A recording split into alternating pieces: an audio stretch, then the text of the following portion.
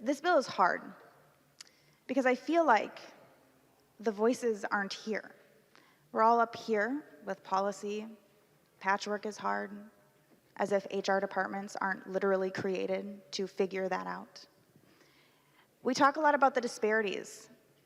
We talk a lot about the impacts of bills in committees and on this floor, what might happen, what we think could happen, what will or won't happen.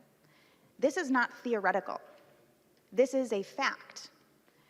If this bill passes, 150,000 Minnesotans lose. No, not lose, because they don't misplace it. It's taken away. They have their sick time taken away. 150,000 Minnesotans, 63% of whom are people of color. We can't keep talking about racial disparities, act like we're confused about why it happens, do this, and then come back later and say, we should really do something. We should address the disparities.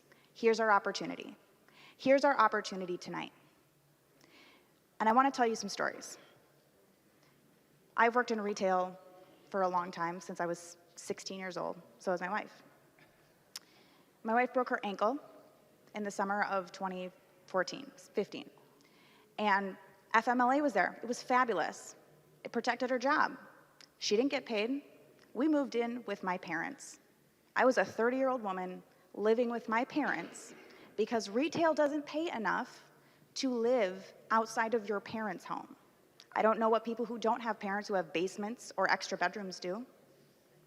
But today, I went to the Target Midway that I used to work at for 4 years. I worked there for 4 years, a mile and a half from this body. And I was getting coffee, and some of my old coworkers came up and talked to me. And they were like, is this really going to pass? I said, I don't know, but I'm going to fight for you on the floor. And one of my coworkers said, do you remember the strep throat saga? And I was like, oh my gosh, I had forgotten about the strep throat saga. And let me tell you about the strep throat saga. I want to tell you about Katie. Katie and her husband were born and raised in Shakopee. They were high school sweethearts. They got married. Her husband was a truck driver. Katie worked in a law practice. She was a clerical secretary. During the recession, the law practice closed. And around that same time, her husband was diagnosed with ALS. Katie lost her job, so she began cleaning houses for a lot of the clients, actually, that were being served by the law clinic. And she got a second job at Target, where I met her. And we worked in soft lines. Soft lines is the clothes, because there's carpeting. It's soft over there. And she really wanted to work in the food department, because she wanted to make $2 more an hour. She really, really, really wanted to be able to upgrade her husband's wheelchair. She did get that job in the food department. I was so happy for her. And then a few months later, I get a walkie from the manager in the deli. And she says, hey, I got to send Katie back to you. I need you to send me your soft lines person. And I was like, why? Katie's sick. Send her my soft lines person. Katie comes over from the deli. She is very sick. You can see it. Her face is red.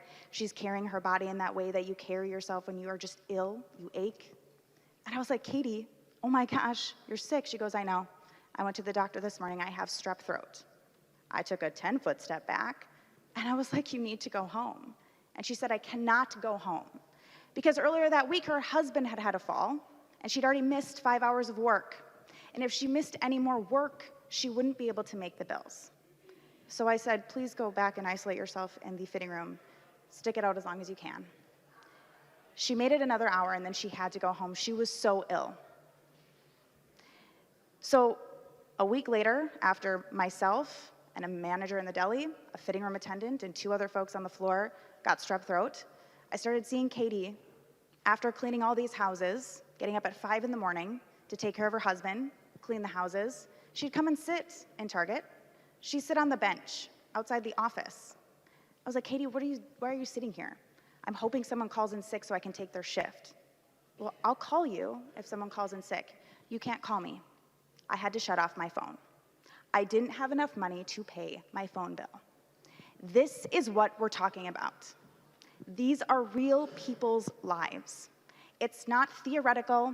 It's not a headache of HR nightmares. It's real. And the beautiful thing is, last year, Katie and her employer, Target, were sitting at the table to figure out how to do earned sick time. It's beautiful.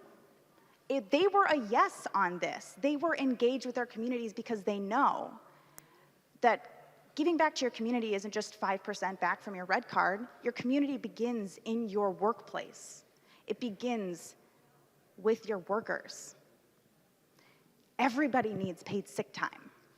You shouldn't only be able to take a sick day if you make a lot of money. We all get sick.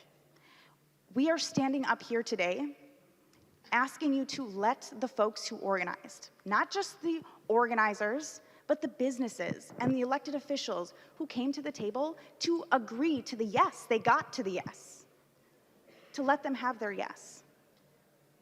If communities are worried about losing their folks because they'll leave to seek higher paying jobs where it's higher paying, your folks need higher paying jobs. Respond to the call. It seems like it's a statewide issue. We don't take away what has been organized and fought for. That is not what we are here to do. And though I appreciate Representative Garofalo's concern for the progressive movement, this is not about stopping right to work. Because if it was, it wouldn't be retroactive. This targets the 150,000 Minnesotans who have or will have earned sick and safe time. It targets my Quades and Quades families. And if we pass this bill, we are taking that away from 150,000 Quades. And that is not okay. We should be ashamed for even suggesting we do that, because it's an administrative headache. Take a Tylenol. These are people's lives. I urge you to vote no.